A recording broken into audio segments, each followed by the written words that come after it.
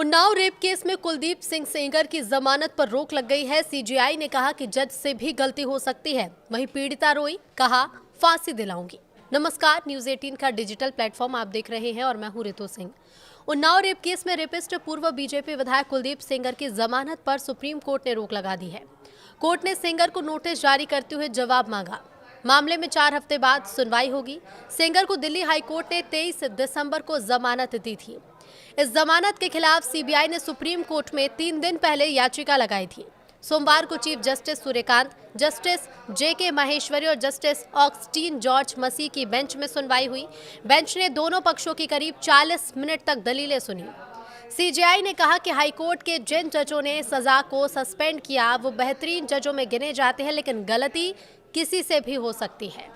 Chief justice Suryakant ने कहा कि कोर्ट को लगता है कि मामले में अहम सवालों पर विस्तार से विचार जरूरी है।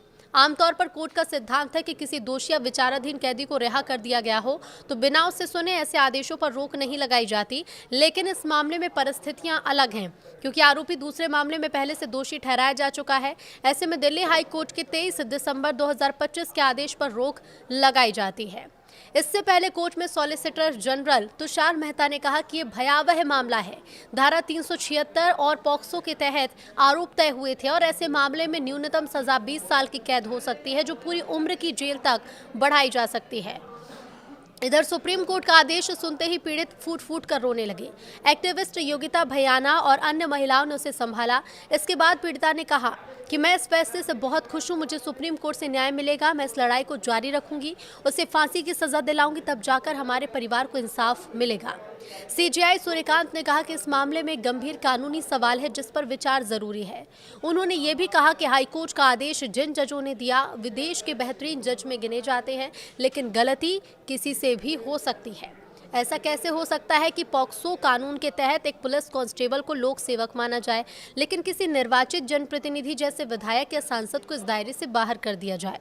अदालत को यह असमानता परेशान कर रही है।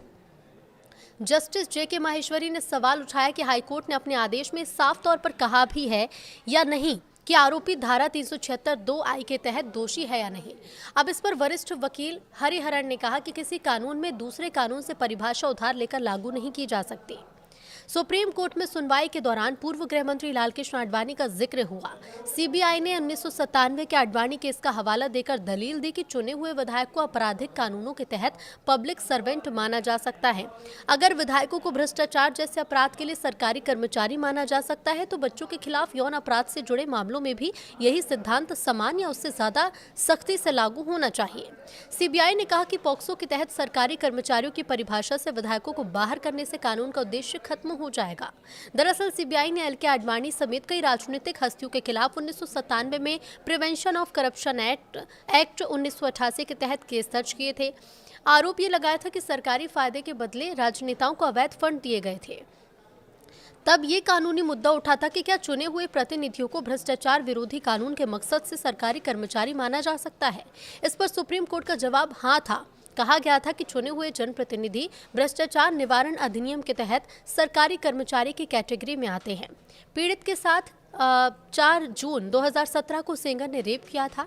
वह अधिकारियों के चक्कर लगाती रही, लेकिन सुनवाई नहीं हुई। इसी बीच उसके पिता को पेड़ से बांधकर पीटा गया। पिटाई करने वालों में कुलदीप के भाई अतुल और उनके लोग शामिल थे। इसके बाद 8 अप्रैल 2018 को पीड़ित लखनऊ पहुंची और सीएम आवास के सामने आत्मदाह का प्रयास किया। सुरक्षा कर्मियों ने उसे बचाया।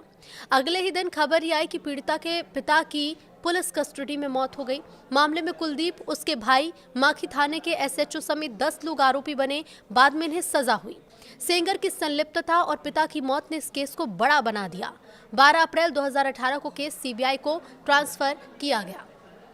सेंगर के खिलाफ मामला दर्ज हुआ और उसे गिरफ्तार करके जेल भेज दिया गया, लेकिन इसी बीच पीड़िता के चाचा जो इस केस में उसकी मदद कर रहे थे, उन्हें 19 साल पुराने मामले में 10 साल की सजा हो गई। पीड़िता अकेली हो गई। 28 जुलाई 2019 को वो अपनी मौसी, चाची और वकील के साथ जा रही थी, तभी ट्रक ने टक्कर मार दी। मौसी चाची की मौत हो गई और पीड़िता बच गई। मामले में कुलदीप के खिलाफ साजिश का मामला दर्ज हुआ। सुप्रीम कोर्ट के तत्कालीन चीफ जस्टिस रंजन गोगोई ने मामले को गंभीरता से लिया। केस दिल्ली की 30 हजारी कोर्ट में शिफ्ट कराया गया। 45 दिन तक लगातार सुनवाई के बाद कोर्ट ने सेंगर को दोषी पाया और 21 दिसंबर 2019 को उम्र कैद की सजा सुनाई।